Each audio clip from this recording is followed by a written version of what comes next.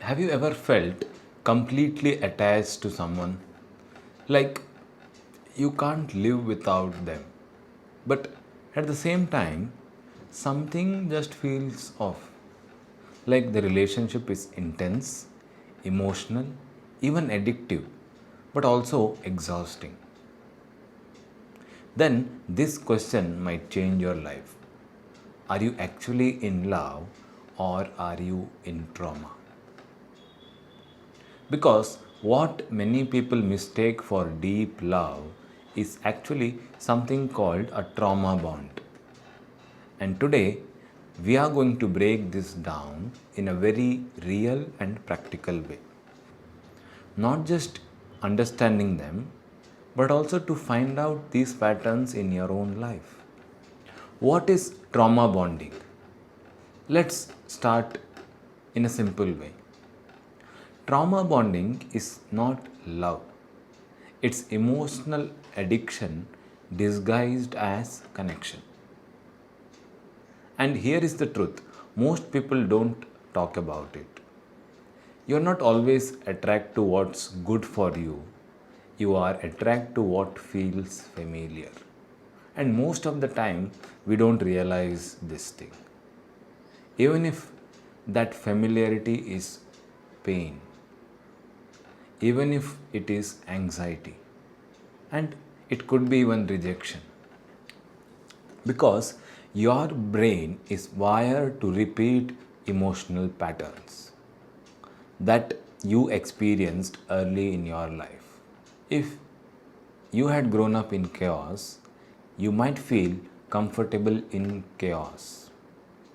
If you grew up chasing love, you might keep chasing people who pull away all the time. That's called trauma bonding.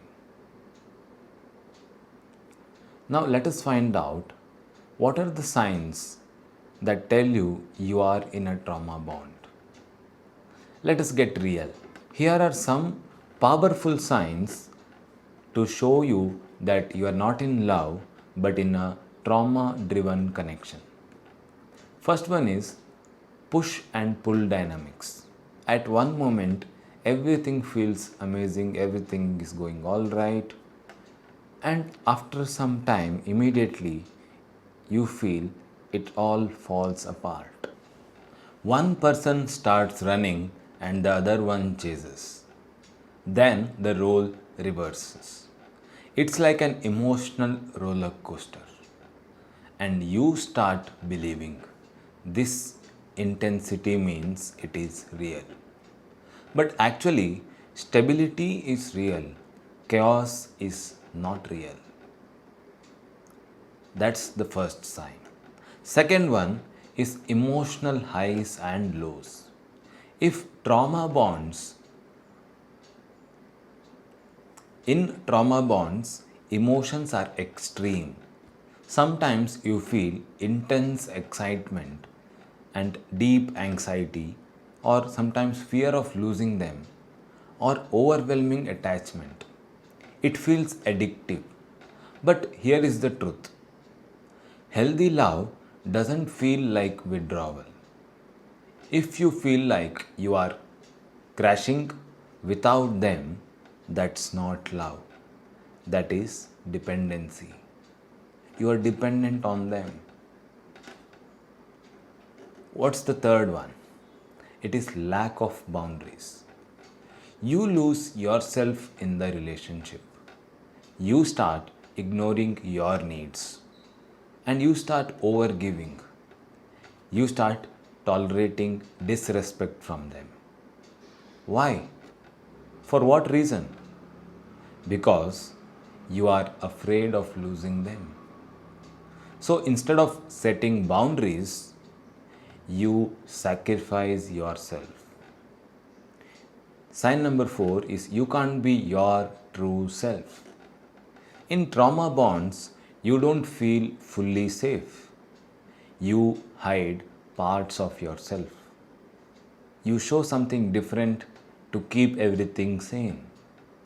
You start adjusting, you people please, you perform, you act, but only you know this. Because deep down you fear, if I show my real self what I am going through, they may leave. And that is not love, that is survival mode. Think, are you in this pattern? So, what is real love looks like? Now, let us flip this thing. What does a healthy emotional bond actually look like? Because many people have never experienced it. First one is it's slow and steady. Real love doesn't rush through things. It doesn't explode overnight. It is built slowly, naturally, and safely. There is no constant anxiety about where things are going or what is going to happen next. There is peace. Second one is you feel safe being yourself. You don't have to pretend, you don't have to act, you don't have to people please. You can be a strong person, a vulnerable person, an emotional person, and an imperfect person and still feel accepted. That's the real connection. Number three, boundaries are respected. In healthy relationships, you have your own space. They have their own space. And you come together by choice. This is called interdependence, not losing yourself, but sharing your life. Fourth point is emotional depth does exist. It's not just surface level emotions like anxiety or excitement. You experience the full range, the joy, the calmness, the trust, understanding each other, and most importantly, consistency. Where does trauma bonding come from? How does it start? This is where it gets deep.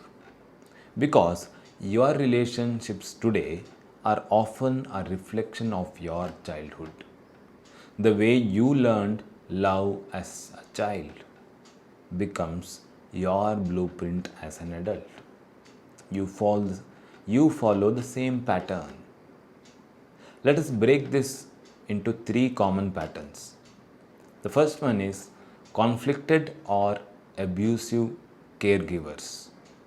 Imagine this, a parent hurts you but also tells you they love you. So your brain learns pain and love come together. This creates confusion. And later in life, you start attracting similar partners who hurt you because that feels normal to you. And that's what you have understood from your childhood. Second one is unpredictable caregivers. Sometimes love was inconsistent. You never knew when you would be appreciated or when you would be ignored or when you would be punished. So you grew up feeling unsafe all the time and now you attract similar partners and you have attracted unpredictable partners in your life because your nervous system is used to that instability. Third one is emotionally distant caregivers. Your needs were met physically but not emotionally. You didn't feel seen. You didn't feel you were heard. You didn't feel you were understood. So now you chase emotional availability. You try to earn love, even from people who can't even give it to you. Why do we confuse trauma with love? So, here is the most important realization. You don't fall in love with the person. You fall in love with how they make you feel. And if your emotional baseline is anxiety, then calmness may feel boring. If your baseline is chaos, peace may feel unfamiliar. So, when you meet someone stable, you might say, I don't feel a spark. But what you really mean is, I don't feel triggered. And that's something most people don't understand. Just understand this, it's very important because you need to understand if you are going through the similar pattern, that are you feeling that you are missing the spark or you're not feeling the trigger. How do you heal from trauma bonding? Now the big question is, what do you do if you realize you are in a trauma bond? First, understand this, there is nothing wrong with you, and this is not your fault. This is just a conditioning that has been happening from your childhood. And this is a learned behavior. And what is learned can be unlearned. Step one is you need to have this awareness. You cannot change what you don't recognize. So start observing your patterns and your triggers, your reactions, and start asking yourself, is this love or is this a familiar pain? And this is very important. You need to be honest to yourself, not to anybody. You don't have to write that in the comment section. But you need to answer to yourself. Let me know if you have answered honestly to yourself in the comment section. Step 2 is stop outsourcing your needs. In trauma bonds, we expect the other person to fulfill our emotional gaps. But healing starts when you learn to validate yourself, comfort yourself, and support yourself. And by doing this, you become emotionally independent. You're not looking for validation from anybody, you're not looking for comfort from anybody, and you're not looking for support from anybody. This helps you become emotionally independent. Step number 3 is set boundaries. And this is a very common mistake that we most of us have. And this is very hard, but certainly necessary. Start saying, this doesn't work for me. I need my space and I deserve the respect. Boundaries are not rejection. So start having boundaries. Step number 4 is inner healing. This is the deepest work that you can do to heal yourself. You go back and heal the version of you that didn't feel safe. This is often called as reparenting yourself. You give yourself love, security, and validation that you didn't receive earlier. And if this is very difficult for you, what you can do is you can just start doing Ho'oponopono for yourself. Do it in the morning and evening 108 times or 21 times. You will start seeing a lot of change in you. And step number 5 is grow individually even in a relationship. If you're already in a relationship, you don't have to leave immediately. But both partners need to take responsibility, work on themselves, and grow individually. Because healing is personal first, relationship comes second. And here is the truth. Love is not supposed to hurt constantly. It is not supposed to feel like anxiety. It's not supposed to make you lose yourself. Real love feels like peace, safety, growth, and freedom. So, if you are constantly questioning your relationship, maybe it is time to ask yourself, am I in love or am I reliving my past? Because once you become aware, you don't just change your relationships, you change your entire life. If this video made you reflect, share it with someone who needs to hear this today. And comment below, healing starts now. Because awareness is the first step, but action is what transforms you. My name is Sai Kirtan. Welcome to my channel. If you haven't subscribed to my channel, do subscribe and support me make a lot of content that can help you heal yourself. And share it with somebody who needs to hear this today.